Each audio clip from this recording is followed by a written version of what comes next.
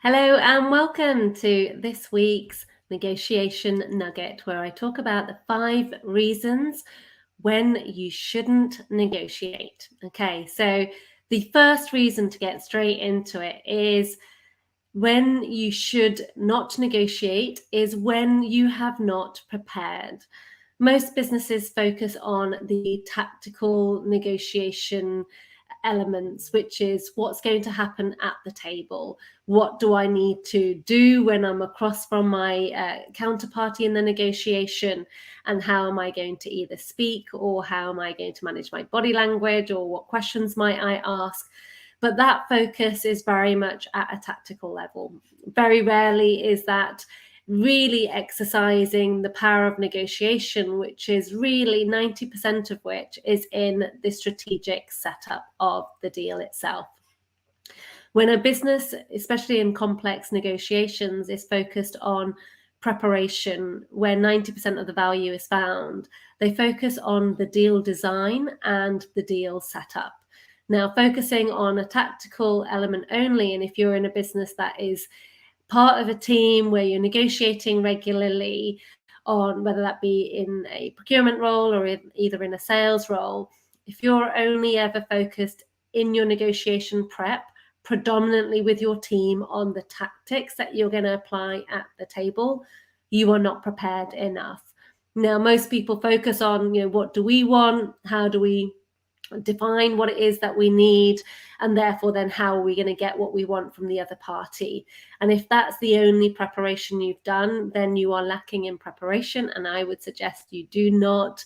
put yourself at the negotiation table until you've taken a step back and focused on what would be the best design for this deal, and have we done the best setup?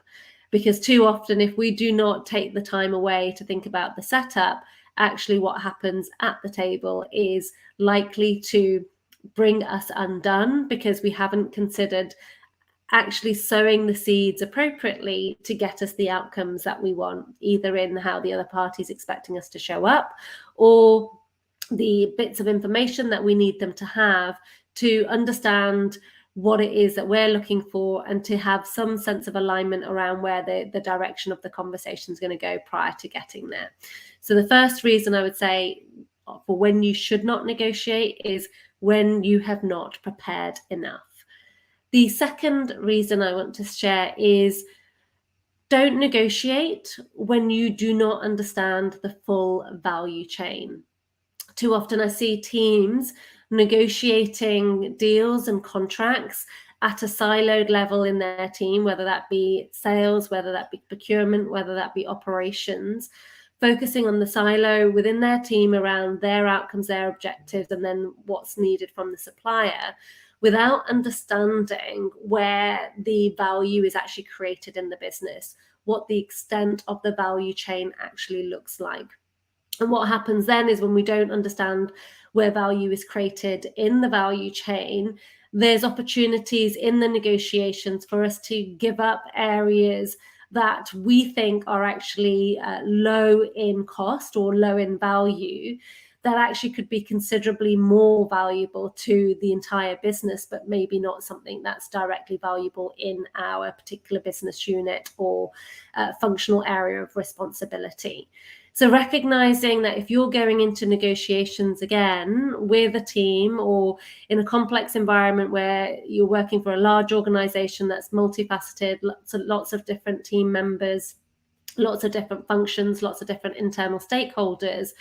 if you are negotiating in isolation without understanding the full value chain of where the extent of the negotiation could actually reach, then I would again say that is a reason not to negotiate. Until you have key alignment with key stakeholders on where value is found through the chain, until you can understand that actually what's not going to be at influence in the negotiation is individual or functional agendas, and actually the business holistic view is taken care of and value is maximized at a total holistic business level, again, I would say you are not ready to negotiate. Do not negotiate until you understand the full value chain.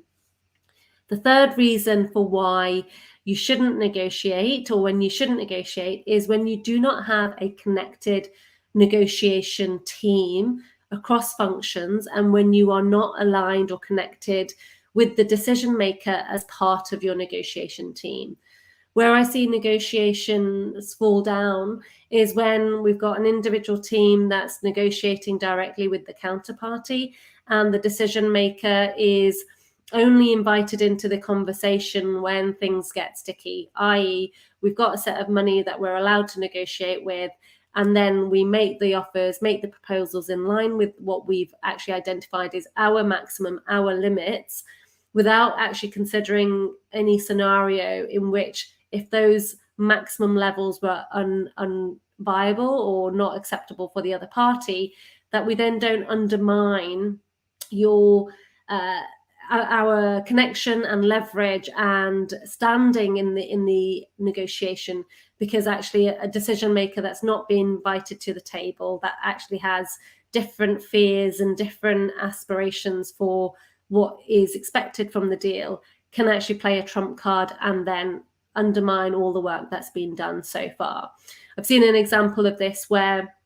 a team has made a proposal to a negotiation parties, specifically in the space of union negotiations, and when those negotiations from a union perspective have challenged back and said, no, that's not enough, the counterparties confirmed, well, that's the maximum that there is, there's nothing further on the table. The threat of any industrial action has meant further monies have been found elsewhere in the business, because actually the value chain extension meant that there's different agendas where different people value different things. And recognizing that if you've got decision makers that have funds that can be made available in situations where there's a broader impact, you haven't connected your negotiation team with the clarity of the decision makers and who else needs to be involved through the stakeholder setup, which means then the way you are actually operating in the negotiation is clunky, you erode leverage, and you shift the power balance when it comes to actually having an impact, because your lack of connection across the entire value chain with the right stakeholders on the team and communicated to and managed right the way through the chain has left the business exposed to a clunky, let's move, see what they come back with approach, which then only opens us up to having to think on the spot about what the offers can be that can be acceptable, which could counter any earlier moves and earlier offers that have been made and ultimately erode credibility. So do not negotiate when you haven't already aligned on the right team and aligned your decision maker fully in the negotiation process and planned out exactly what moves need to happen and considered where the knock-on effects might be if offers are made or proposals or counter proposals are made that actually don't align with the business operation, but may actually align from a more holistic level across the company and aligning those views. The fourth reason why you should not negotiate, or for when you should not negotiate, is when emotions are charged. Often when emotions are charged, we can't think clearly, we can't make proposals that are acceptable to the counterparty and us, because the emotion is driving a desire to win and to secure the deal. When emotions are charged, our listening stops, we do not ask the right questions, and we're very much focused on getting an outcome that alleviates our discomfort and our frustrations, or potentially our desire to regain control and win the negotiation. What I often find in negotiation planning and when the teams are engaged in negotiation is when emotions are charged and the desire to win comes up, that often that desire to win is used against them, and individuals and teams end up paying a significantly greater price for letting their charged emotions come to the table. So do not negotiate when your emotions are charged. Take time out, take the opportunity as a team to recalibrate, reconnect on the process, the outcomes that you want, and what the steps are to be taken, and do not make any moves when you are in an emotionally charged state. And the final one that I'll share today is number 5, which is do not negotiate, and this is an obvious one, when the costs outweigh the benefits. Too often, I've seen complex deals and negotiations being negotiated over many, many months in corporations. And as a consequence, the prolonged time individual teams are involved, functions are connected, having dialogue around what levers to pull, where the negotiation needs to go, is a considerable amount of time, energy, and effort. And too often in an employee-led environment where you're not paying external consultants to do this for you, that sunk cost of employee costs is something you're paying regardless. But not thinking like actually that time is focused energy on a negotiation that may or may not be valuable is actually taking time away from something else. So considering where the opportunity cost is the time and resources required to get that extra 2-3% on a particular price of a deal actually worth the time, energy, and investment that's going to be required in the business? And is there an opportunity cost for taking time and energy away from something that could deliver significantly more value?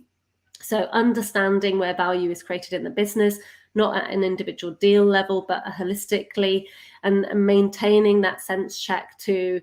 where negotiations are going and the time they're taken to execute and close out is to ask yourself at what point does the cost outweigh the benefit, and when should we close out pushing for that extra percentage or the extra few percent if the cost is significantly greater, albeit in time and emotional energy and effort. Okay, thank you so much for listening to this negotiation nugget. For those of you that are watching live, thank you. For those of you watching the replay, thank you. I'll be back again sharing more negotiation insights. And if you've got any questions or there's a particular area that you want me to dive deeper in a short 10 to 12 minute segment, please let me know. Have a great week. Take care.